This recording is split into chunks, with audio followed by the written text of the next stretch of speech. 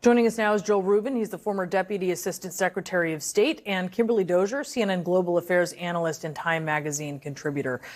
Joel, to you first. What did you think of what the president said? Well, Brianna, he spoke from the heart clearly. And I think for anybody who would say that Vladimir Putin staying in power is a good thing, they clearly are misreading the entire environment that we're in right now. And so for the president, this speech was a capstone of an incredibly successful week. Significant diplomacy with our allies. There is unity across the board with the G7, the European Union, clearly with Ukraine. And it's the kind of success that we can really build on. So while he made the statement that got people thinking about that statement, the whole picture is a very successful trip. I just want to ask you about something on that, because I understand Joe Biden speaking from his heart when he's talking to storm victims or he's empathizing with someone. Can you really talk from the heart when you're discussing whether a world leader should stay or go, considering this was not in his prepared remarks? Yeah, I think, look, after 22 years of Vladimir Putin, we've seen what he brings to the table, which is murder of his political opponents, invading neighboring countries, launching this cataclysmic war towards Ukraine, destroying his own economy, as was just discussed. So Joe Biden is making an argument that, frankly, this man in power has brought a lot of misery across the board. So it is a harsh statement. It clearly has gotten people thinking about it, and people should be thinking about it. It's not American policy for regime change, obviously, but saying that Putin is somehow qualified to still be in power and that that's the right thing to do, I think that would be an argument that people shouldn't be making. What do you think? Well, I don't think it's obvious that regime change is not the U.S. policy when he says something like that. It was indisciplined. It was a speech where the world was watching, and Biden handed a gift to Russian propagandists. It's been Putin's line all along that this isn't about Ukrainian sovereignty, that really this is the U.S. versus Russia, and the U.S. wants to change the government. Now they had their statement that for them proves that.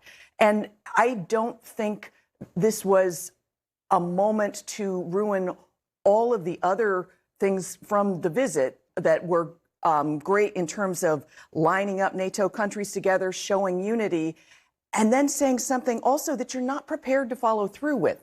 So, as Putin remains in power year after year from here on out, it becomes a way of undermining Biden's power. You said something that you didn't make happen. It was just sort of wishful thinking. So that's why I was disappointed in it. Well, I think those are fair points. But Biden is a couple of steps ahead on this whole situation. If we remember about a month ago or so, there was this question about SWIFT banking and whether or not SWIFT would be used to sanction Russia. And there was a question, why are we not doing it? And President Biden said, well, Europe's not there yet. And then within 24 hours, Europe fell in line and the SWIFT banking system was closed off to Russia, a significant penalty. So President Biden is making an argument that, frankly, does get people thinking about how could Russia become part of the global community again with Vladimir Putin running that country? Can they really get taken off of sanctions? Can they really be trusted? Can Ukraine be next to Russia with Vladimir Putin running it? That doesn't mean the U.S. is going to go in and do regime change, but it does mean that people have to be thinking big picture here while this policy goes forward, because we are in it for the long haul. I think that's the key theme from the week, is that this is not going to be a 1 or 2 week dynamic. This is months, years potentially of clash. Well, then he should be prepared to lay out the strategy. If he is signaling that this is a change in policy from the White House, that they do want regime change, then you got to be prepared to back that up. But this was supposed to be, it was right after the part of his speech where he was messaging and reaching out to the Russian people. So it sounded like he was calling on them to overthrow their leader. And in that case, I think it's sort of, if you're going to do that while also saying we don't want to risk giving jets and other things that Ukraine is asking for, because that would risk World War III, this seemed to be going way over the threat of transferring some more lethal aid to Ukraine.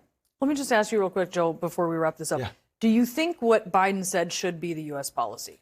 No, I don't think regime change should be our policy, and I don't think that the United States has been successful in regime change policies over the last 2 decades.